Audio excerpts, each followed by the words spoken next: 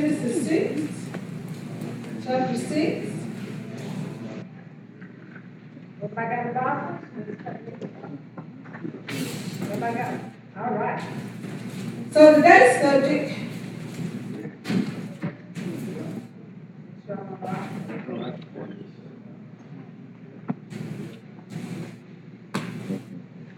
Today's subject. Her class just went back there. If you want her to. No, her class just went back there. Oh, you don't want to go to class too? You don't. She's new this morning. Acting new.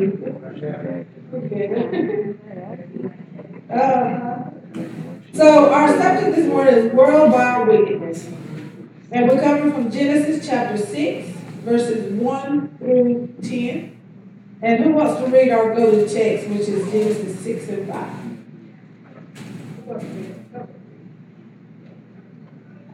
I saw that the wickedness of men was great in the earth, and that every imagination of the thoughts of his heart was only evil continually.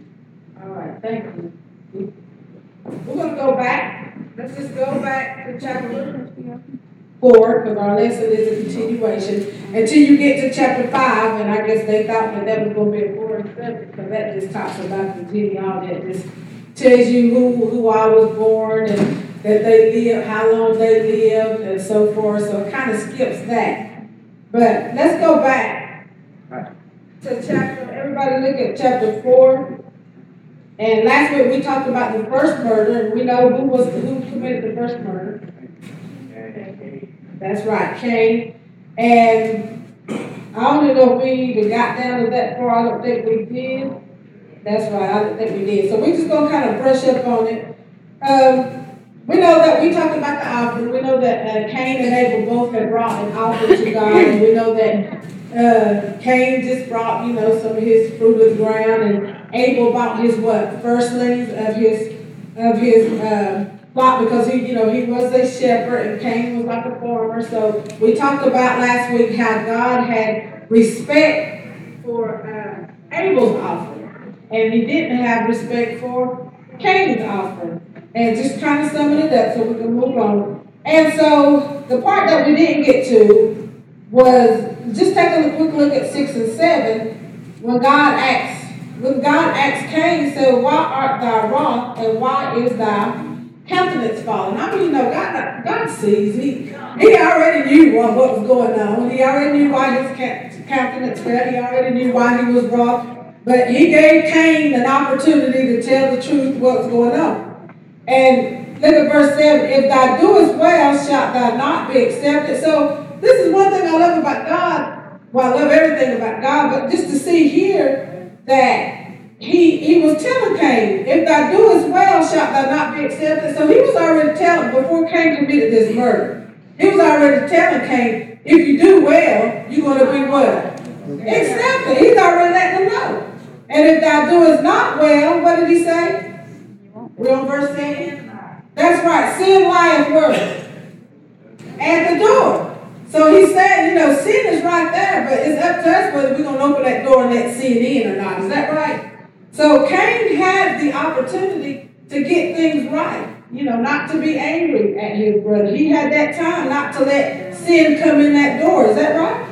So it says, "And unto thee," verse 7, "shall be his desire." And how many of you know that's the desire of Satan? What did Satan tell Peter? Jesus told Peter that Satan wanted to do what? Satan. Huh? He desires to do what? That's right. And that's why y'all think that was just for Peter? No, he desires to sift all of us this week. But he was letting them know, "And unto thee shall be his desire, and thou shalt rule over him." So he's letting them know that's the desire that sin has, wants to rule over you, but what we supposed to have dominion over what? Oh, right, and don't let sin rule us. Is that right? But to make that right choice, and that's what we've been talking in our lessons since we've been in Genesis. We all have a choice, and that's one thing God, when He created man, He gave us that will to do what? Either to do wrong or to do what? to do right. And as I love Pastor always says, God is not going to make us. He's not going to make you do right. He's not going to make you do wrong. It's up to you. You make the choice. If you go to hell, it's because you put yourself there. Is that right? God didn't put you there. The devil didn't put you there. But as sin was lying at the door, you begin to open that door and let sin what? Do what? That's right. Come in. How do you know sometimes sin can just creep? It can creep. It can creep. Next thing you know what? Boom, it's there. Sin's there. So we're going to stay long on this. Just kind of giving y'all what we to move on to this lesson. So, long story short, Abel got mad and he look at verse 8, and Cain talked with Abel, his brother, and it came to pass when they were in the field that Cain rose up against who? Abel, his brother, and what? Slew him. And the Lord said unto Cain, where is Abel thy brother? And he said, I know not. Boy, Cain just lied there. Well, y'all know he's of the devil because the Bible says the father is a lie. And if you lie, there ain't no truth in you, ain't no truth in the devil. So he slew his brother because why? That anger, God asked him, why are you so angry? That's why if you're carrying hate or angry for somebody, you need to get rid of it. That's it. You need to get rid of it because why? That the Bible says, yeah, some things is going to come and make us mad and upset. But the Bible says, be ye angry, but what? Sin not. Now Cain, he was angry and he sinned because he let that anger get a hold of him. That jealousy came in. And that's what it was. He began jealous of his brother because why? God accepted his offering and didn't accept Cain. So now that anger took hold. And how do you know when you hold anger, it just turns into hate and unforgiveness. And the Bible speaks of hate in 1 John. Somebody get me 1 John. I was just reading that about if you hate your brother, you are a murderer. That's the word. I think that's 1 John 3.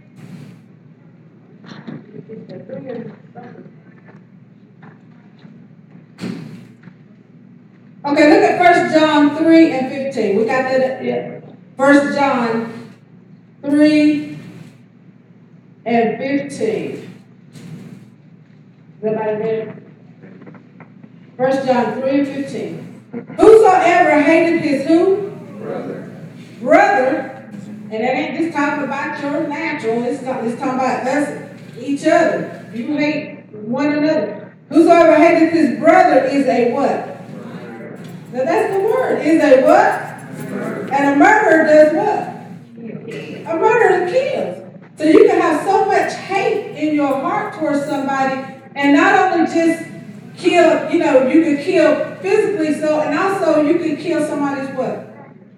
That's right. You can kill somebody's character because you hate them so much you don't even want to see them do good. And all you want to do is tear them down. So next thing you know, you spread lies, sowing discord, and just, having every, because how many once you go to somebody and begin to tear somebody else down, talk about them, and tell lies on them, that individual's going to, now if they don't really have Christ in their life, that individual's going to look and say, oh my Lord, I didn't know they was like that. But now when you got Christ in your life and you got the Holy Ghost, you're going to say, oh no, I know that individual. And I know you lying. You are the devil.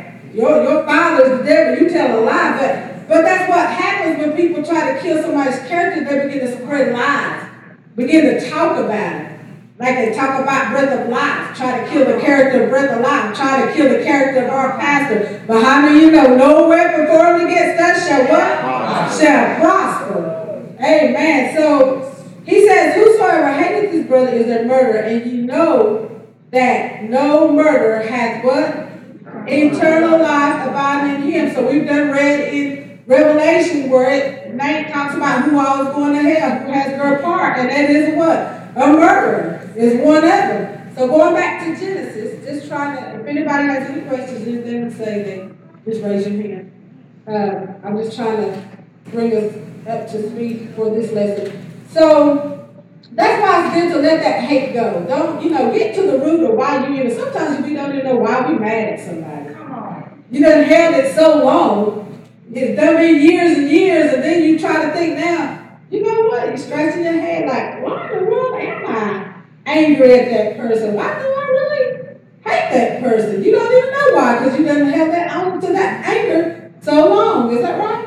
So get rid of that. If you know you carrying anger, I had it. I had to get rid of it.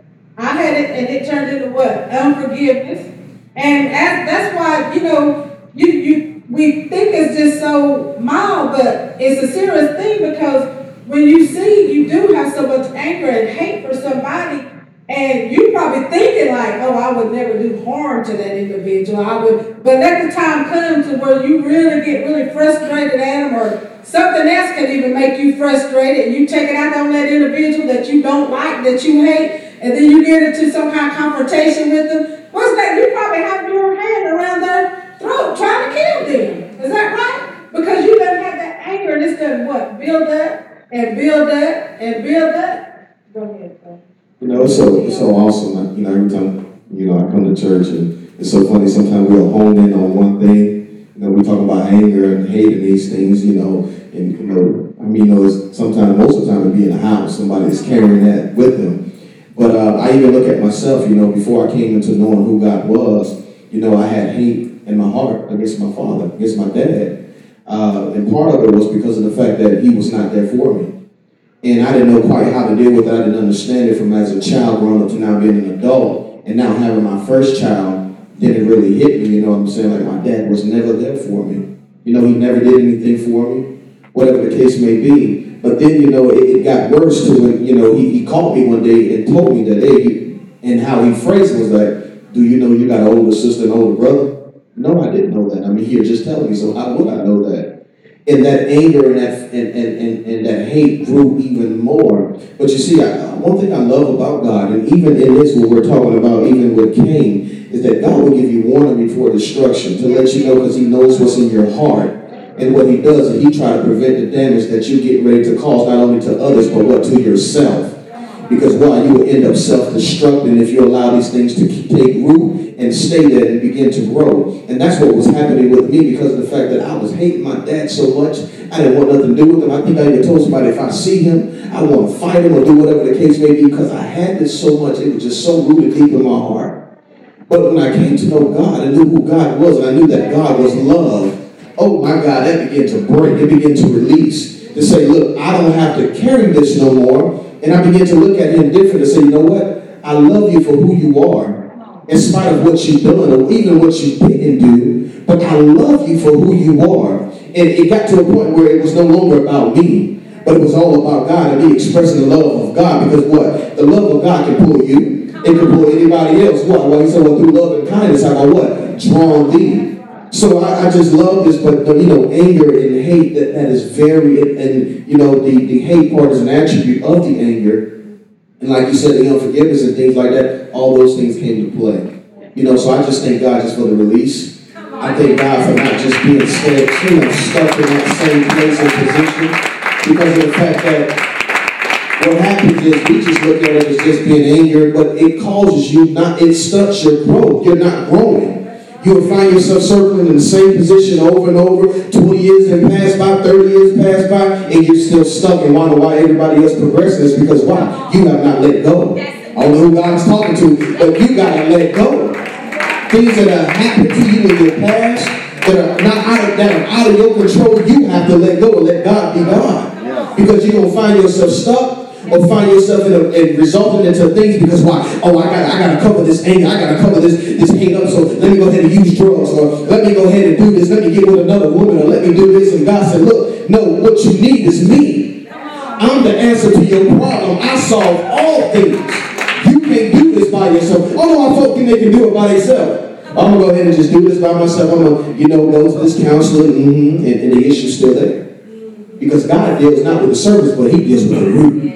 Hello, somebody. Y'all give God some praise in this place. That's why I learned from the pastor. She always says you got to get to the root of the problem. Because if you don't even know what the root is, how can you do anything about your anger? How can you do anything about what you're going through? But get to the root and not be in denial. that I do have an anger problem. I got an issue problem. Something's going on why I'm hating him. There's something. And when you can not be in denial and you really want God to take it, some people just want to keep it. That's it. That's y'all. You want to keep it, you can keep it, but keep it and sure ain't going to make it, you ain't going to make it to heaven. But some people do, they want to hold on to it and keep it. But if you really want for God to take that anger, you got to first realize, I do have anger. I do have hate. Why do I have it? Figure out why, what's going on that I do have that. And then ask God, Lord, help me to get rid of it. Fast, pray. You got to come to church, get more word. Work on your love. Is that all right? You can't just sit at home. Well, I got anger issues. I'm just going to stay at home and not go to church. No, that ain't going to help you. You need some word. You need God to deal with your heart. What's going on? Is that all right? So, but I thank God for that. Like our Dion had even said earlier that, God sees what's in your heart. Just like He's seen what was in Cain's heart. He asked him anyway. He gave Cain the chance, and He'll do us the same way. But He sees, but we got to learn to be truthful with our what? With ourselves. And I was reading somewhere where, I said, God, you were just so awesome. I was reading where, I think it's in the New Testament, where Jesus had healed a man that was paralyzed. Yeah. And the people I think it was the scribes, they was always trying to catch Jesus up in something and blame something he blasphemed. So, the Bible says that they was saying within themselves. That means they didn't even speak it out loud. They said in themselves that Jesus was blaspheming. And so, one thing I love about Jesus, they didn't have to speak it out. He already heard it. He heard their thoughts. And He said, why are you thinking these evil thoughts of me? He sees their heart, just like all of us sitting in here. God sees everything in your heart that's going on right now. He sees every thought. He sees your thought of, well, I wish you heard to get away with the talk. I don't want to hear her no more. He hears every thought. That's why you got to keep your thoughts clean. Keep your thoughts pure. Is that right? Because God sees everything. And that's why I said, Lord, forgive me for a thought that I had no business having. How many of y'all know do not entertain those thoughts? That's right. Because once you begin to entertain them, if you don't get rid of those thoughts and you begin to entertain them, what's going to happen? You're going to act on them. You find yourself doing everything that you thought that was no good. That's why the Bible says what? Pulling them down, pulling every thought, imagination down, and bringing it under the obedience of who? God. Of Christ. That's right. Also look at too, and I'm just going to talk about myself, I ain't going to talk about nobody else, is that it's humbling yourself too. Because I look at it, there's been plenty of times where, I've had talks with the Apostile where, God showed him some things concerning my life. And if I had not humbled myself, first of all, if you don't humble yourself, you're not teachable. That's number one. You can't receive anything that's coming forth. Even when it's true, you're just going to, nah, that's not it, because you don't know how to be humbled. And before you know that, and now you're attached on the spirit of pride, all that things goes on. It's all one. So sometimes, a lot of cases, we are stuck in that same position, not only because of what's in our heart, because we don't know how to humble ourselves, to receive what we need in order to get to where we need to be.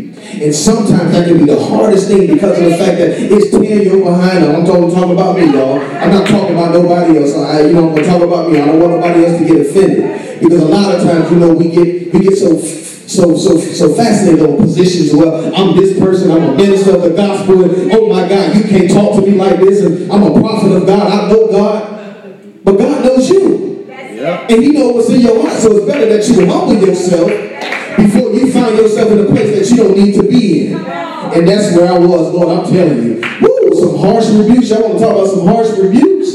I don't think I got not one soft blows. No, because that's how God has to deal with me. And I appreciate that. I love that so much, because if it had not been for her and God accusing her, I would never be here today. And that's what I look at. How many of y'all know that? That's what I look at. I would have still been stuck in my ways, still been out in the streets doing who knows what. Because of the fact that I was in a position where I could humble myself and I couldn't receive what the woman of God was telling me about my life that I know was true. And that's the sad thing about it. You sit there and you know it's true. And thank you. But I just thank God, but humble yourself. Come on, give God a hand praise. That is so true. That even in the Word, when it came down to Jesus, as you were speaking, Jesus told the Pharisees and the Sadducees, he says, you know why you err? In other words, why you stray away? It's because, number one, you don't know the scriptures. And number two, you don't believe in the power of God.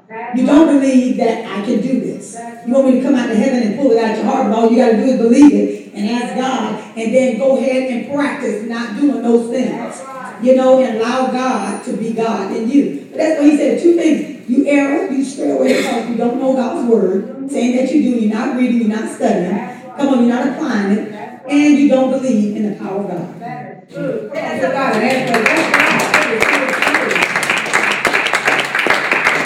And we thank God for those remarks. And we thank God, just like our Mr. Dion too said, to humble yourself, stay teachable. And that's why I said, Lord, don't let me get on the defense just because somebody comes to me, another leader comes to me to tell me about myself. Just help me to see myself and change whatever it is that, because we always want to be right. Nobody wants to be wrong. Who wants to be wrong? Nobody will raise their hand. Who wants to be wrong? Nobody. Who wants to be right?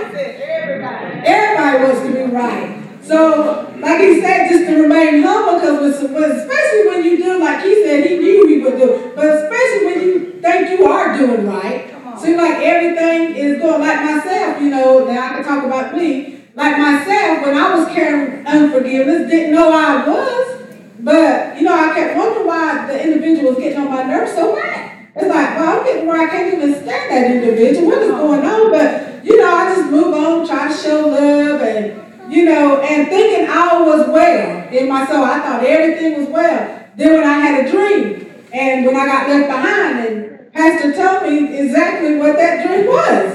And said, yeah, you got unforgiveness towards us. Well, no, but my first day was, no, Pastor, I think I'm good. No, honey, that's what it is. You better get right. You won't want to make it to heaven. So, but I thank God for that, because I didn't even realize that was going on in my life. Is that right? Is the little boxes that what? The story about when you can't even really see it and you think all is well. That's why you got to do, Paul said what? Do a self-examination. Check yourself every day, all day long. Lord, am I doing right? Is this pleasing you? I just want to please you. I want to live holy. I want to live right. Let me check myself. Did I talk to my sister, my brother in the right voice, in the right tone? Is that all right? Because sometimes we can speak the wrong tone to somebody. I did. I didn't think it was the wrong tone, but they came to Pastor. I don't like how she talked to me like I was a child and blah, blah, blah. I'm like, well, no, I talk like that, just in my firm voice.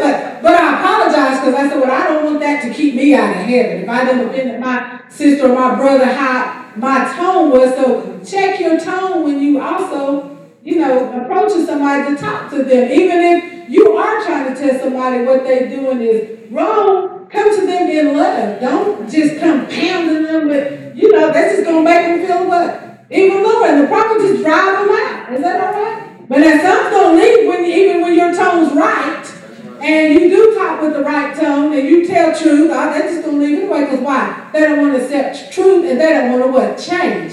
So we ain't talking about them. We're talking about the ones who's rooted and grounded. And if someone comes to you in that, right tone, just see yourself. That's the main thing. See yourself. What, Lord, help me to change what they came to me with. Help me to change that. Because if you don't, you're still going to find yourself doing the same thing. The same thing. And like our Mr. Dion said, going nowhere. You'll be like the children of Israel.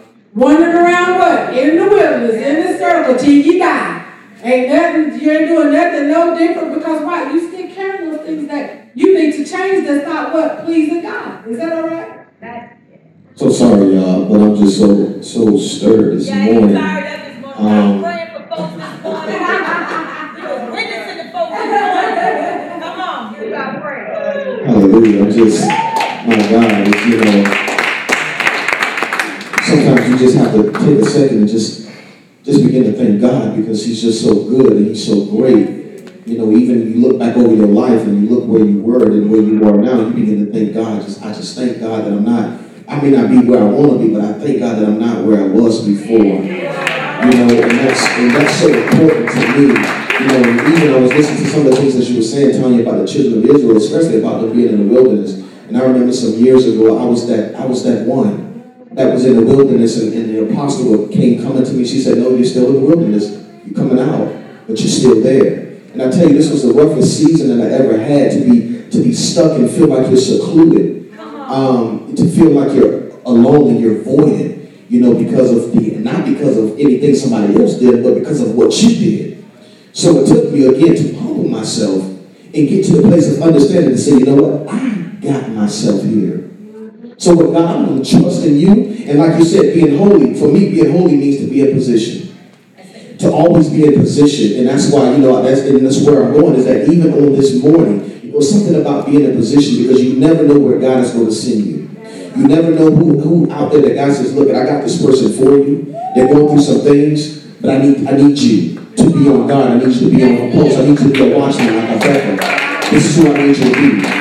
So I just even think, you know, and I told her this morning, it's never ordinary time when you're with her. Ever. You know, something's going to happen sporadically, you know, but it's always orchestrated by God. Just let me go ahead and say that first and foremost. As sporadic as she can be, it's always orchestrated by God. And God always ends up moving. And when I say he moved this morning, y'all. And we just passing out flyers and going to different places and had a chance to talk to a couple of people. And I told her, you know, I'm a fool for Jesus. I don't care. I go in your house. I go sit in your car. I go in your workplace. I don't care where it is. If you want God, look, I had to come the same way too. And I went into this lady's house, and you know, and the lady was telling me about some of the things that she was experiencing and how she needed prayer. And I said, well, you know, no sense of waiting until tomorrow. You want prayer right now? Let's go ahead and do it, you know. And she was like, is that Pastor Pressley, Jennifer? God? And she got on out, and we went ahead and let God be God. But that's what it's about. And again, like you said, it's being holy, but being in position. Not just some of the time, but all time. Because if I'm going to be Christ-like, this is how I have to be. All the time. This is my lifestyle. This is how I live. No matter what I may go through, we know that life throws us curveballs all by itself.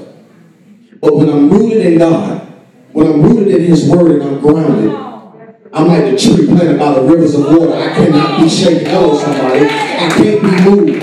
Storms may come, I may wither a little bit, but I'm standing firm. Hello, somebody. I can't be shaken because why? My focus is on what God has for me, not what I have for myself. Oh, does that make sense? Because what I have for myself would be my own selfish ambitions, and it's outside of the will of God. Oh, my God. But what God wants for me, oh, my God, how many of you know it's going to line up and it's going to work? And it's going to work for those, oh, my God. Y'all understand what I'm saying? It's going to work out.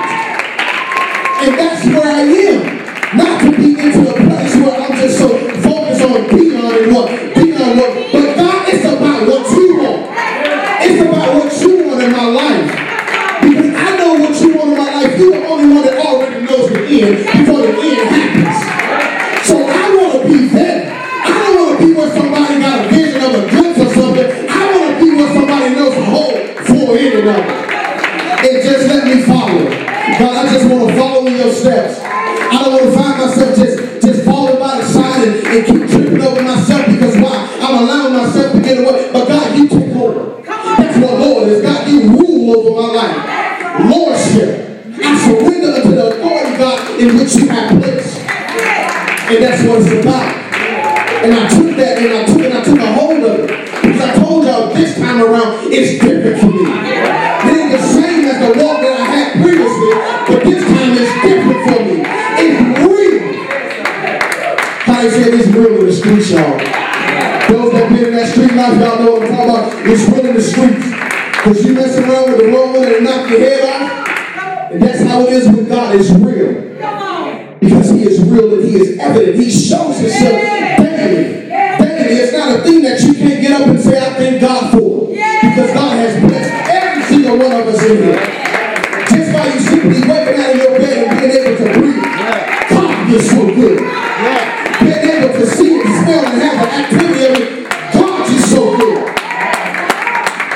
It ain't about the house, about the fancy car, about the fancy clothes. But God, you gave me life. So you gave me another day. I got a chance to make it. I got a chance to be better than I was yesterday. I got a chance to get it right, God. I may have failed in some areas yesterday, but you know what? That's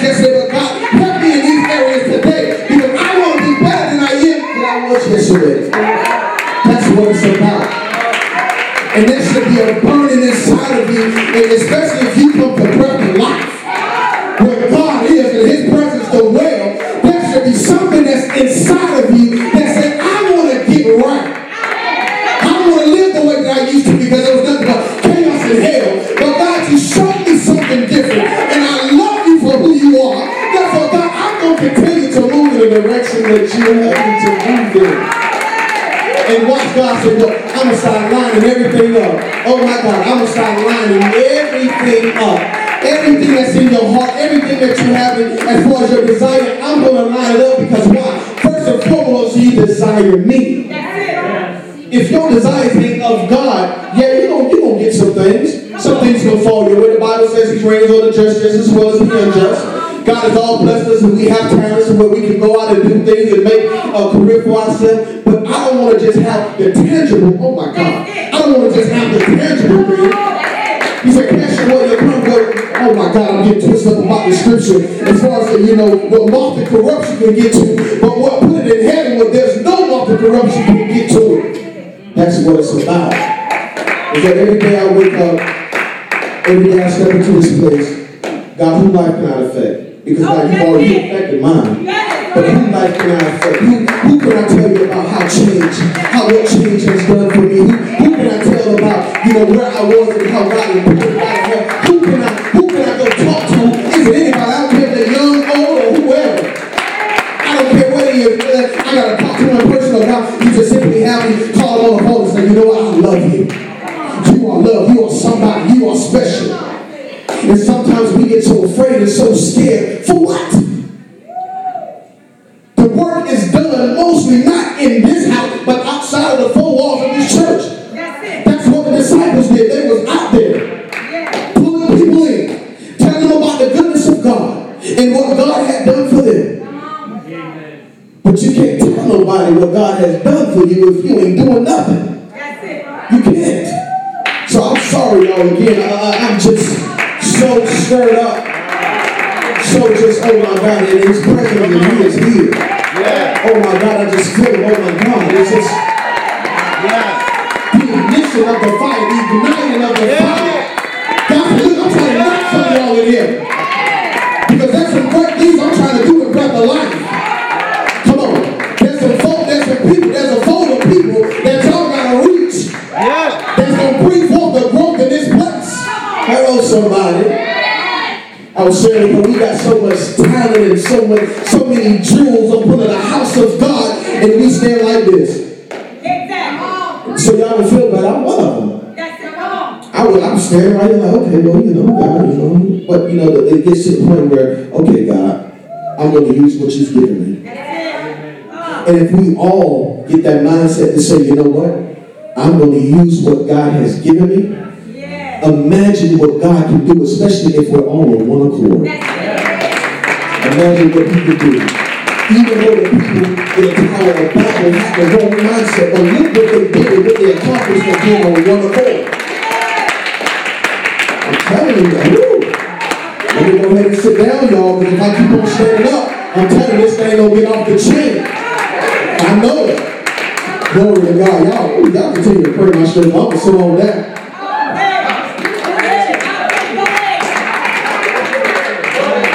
Say amen. I'm going to tell you what really blesses me though is that, as you begin to think, what really stirs me up is that, when there is a one-of incident, this is what I really begin to grab out of this, is that when God is really trying to do something in your life, and He's really trying to make that change, and He's really trying to get you to turn around, all it takes is just one time. And that's what really begins to bless me. It's the one-of incidences, right? Is that if I take the one-of incident seriously, I put myself in a position that says I don't have time for a repeat. So see, if I take it seriously the first time I get the rebuke, right? I say to myself, God, look, you got to remove this. All it takes is one time for God to say, look, I see pride in your life. That's enough to say, God, I got to do something different. I got to get to the altar. I got to get on my knees. I got to get to the church because I don't have time for no repeat. So when I take the one-of seriously, I realize it says that, God, you know what? I got to make a change. I got to do something different because, God, I take my life serious. I take my change serious. serious. I take what God is saying serious. It's not about that, you know what, yes, a righteous man falls 7 times, but man, praise God, the Bible says he gets back up. But I'm sorry, but David said, cast me not away from your presence and take not your Holy Spirit from me. That lets me know all it takes is one time. I don't have time for a repeat, but God get me serious about the very word. So I don't have time to be offended, but praise God, if I'm offended, I'm offended. Because the Bible says, look, hey, they're stumbling over the rock of offense. The rock they've rejected, the stone they've rejected have become the chief cornerstone. I'm going to the message, but I'm not trying to. But God says, look, I don't put it there, so if it trips you up, it trips you up. But look, I need you to stumble into the knowledge of the truth. I need you to stumble into the knowledge of the truth. Because what it's going to do is what it's going to do. You know they say, let it do what it do. I need it to do what it do. If it calls me to cry, I'm going to cry. If it calls me to fight, whatever, I'm going to fight. If it calls me to get to the prayer altar, I'm going to get to the altar. If it calls me to fast, I'm going to fast. If it calls me to look at myself in the mirror and say, you got to get some things right, then let it do what it do. Oh, y'all better come on, give God some praise. He did this. I'm sorry, but it just stirred me up because I've been going to think to myself that folks really do need to know that it's time to put the feelings to the side. It's time to put what they said to the side. God, if it's me, it's me. I don't have time to look at the next person. I've got to run this race. God, if you tell me something ain't right, I ain't got time to wait till tomorrow. And ain't got time for the pastor to say, amen, again next week and again the week after. All it takes is for God to see it one time. God, if you see it in me one time, the fear of God that's in my life causes me to want to examine myself. That's enough. Don't nobody want to be told that you're going down the way of destruction. And trust, as Tion told, I've been told too before. Amen. But the thing about it is that the fear of God that's in your life, all it takes is one time for God to tell me, like, look, if you keep going that way, then it ain't going to be right. I said, God, I got to do something different. There's greatness here, but God, I don't want to jeopardize it. I don't want to relinquish what you're giving to me all because I don't want to see what you're saying. It don't take 2 times. It don't take 3, look, 4, all it takes is 1 time. So when you got in your mind that all it takes is 1 time. I ain't got time to be offended. I ain't got time to see, well, why the pastor this and that, and she don't like me, and all these people trying to see me. All it takes is 1 time. Let me examine. Look, I ain't got time to even disagree with you. I'll get back with you later. Let me examine myself first. Right, let me check me first. Right, let me see. Especially if it's coming from those that God has put over us. If we know their fruit, the first thing should be to check what they say. If we know their fruit, the first thing should be to check to see where they going. Okay, God, let me examine myself. Because all it takes is 1 time. It don't even have to be there. It could be you on your way there. See, that's what when we take it seriously. It don't even have to be that she said, well, that's where you at. But it's just that, I see that that's where you could be going. Oh, I got to get back in prayer. I got to fact. Oh, Jesus. I don't have time for that. I don't have time for that. I don't have time to even see that from the past. Right? I want to do some changing, right? I want to do some changing, right? Come on now. Because if Hezekiah, amen, can hear the word of the Lord, amen, it calls him to do something different, right? He got on the wall, praise God. He didn't look at everybody else. He got on the wall and he said, look here, God, I got to do something different about this. He got on the wall. So what is it causing me to do? It's causing me to lash out on somebody else. It's causing me to reject the word. It's causing me to reject the woman of God. It's causing me to look at people differently. No, it need to cause me to get on the wall. And say, God, search me. Search me, Jesus. Because like you said, I want to be right. I want to be right. I don't want to spend time trying to justify and make it seem like why I should be right. No, if I want to be right, I'm going to search myself. I'm going to search myself and say, God, look, if it be in me, because you already gave the word that you say, look, this is where, take it seriously. Look at your neighbor's all take it 1 time. I need to take care of the ones. Because if I take care of the one-ups, they won't become repeat. Come on, give God some praise.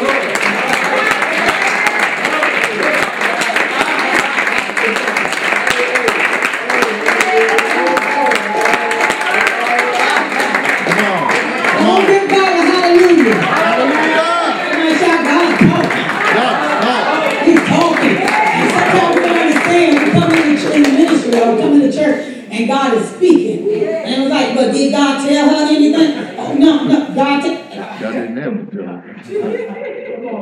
Who done told the pastor my business? Who done told Pastor Ty my business? Who done told him, that's it, come on. Who done told Tony my business? Yes. How do you know that? Yes. Come on, somebody shout God. God give us discerning thought. Yes. Come on. God said, I want you to say that this is where they at, this is what I see.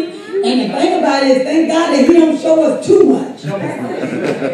Because he showed me some of every kind of stuff. And boy, it be like, oh my God, what in the world is it? But the thing that it's one time. And you know what, in the time that, I remember as he was talking, there was a couple in here, and it was young, from Walter State. And God was saying, don't let the devil put you in a position where you don't go and take things, and you don't gotta take stuff. All you gotta do is ask people when you're in need, but the devil will set you up, you know, to go and take some stuff, and then now you're going to jail and you're in a predicament.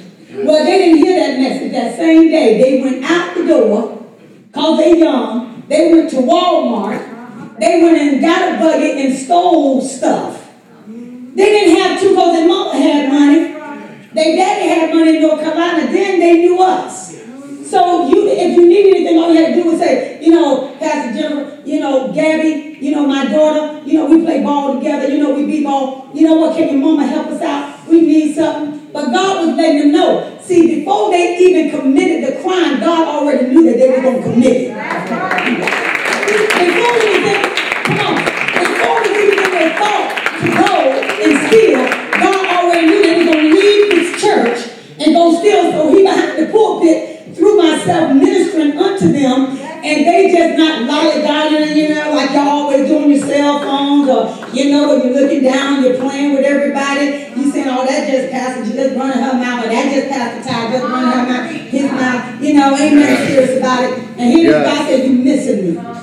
Just like the Sadducees, just like Israel, they missing God. Well, when they went out the door, they went to Walmart, got the buggy, and started stealing. And then next thing you know, who they called? They said, Pastor Jennifer and Ron, could you come? Because we getting ready to take the baby to DCF, or is it called DCS? DCS, Children and Family Services. So we get ready to take them to and we get ready to take them to jail. Oh my God, did you not hear God through that message? Yeah. Did God not warn? Come on, give God. Yeah. Somebody got to get here. Get your mind out there with a petty stuff. I'm doing a petty concern, but I know something out of it. He knows something out. Whether God knows something. God knows preaching. But whether somebody want to preach knows something. Somebody y'all, God is talking right now. God is talking right now. Some of y'all done did that. Look at your neighbor and say, child must be D. No, D ain't tell nothing. God tells it all. Y'all got a real prophet in this ministry. Come on. God will show you your whole life from the time you were born to the time of your thought. You just entering the thought in your head. You got a real prophet in the midst. Come on, give God a hallelujah. Hallelujah. You got a real prophet. Sometimes you always say, no, don't say that. Just let them talk. Don't give no, just don't give none, just let them talk. But see, sometimes God knows whether we're going to receive it or not.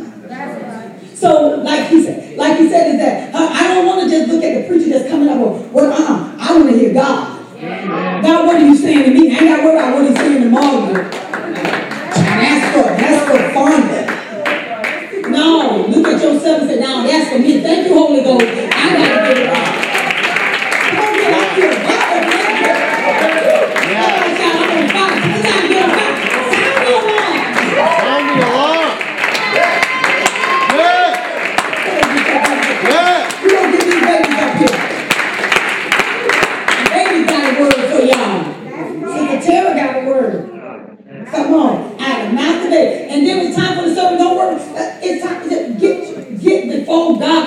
time to teach our kids how to worship. The devil trying to get your kids. Come on. He's trying to drug up the whole nation to make them drunk and delusional.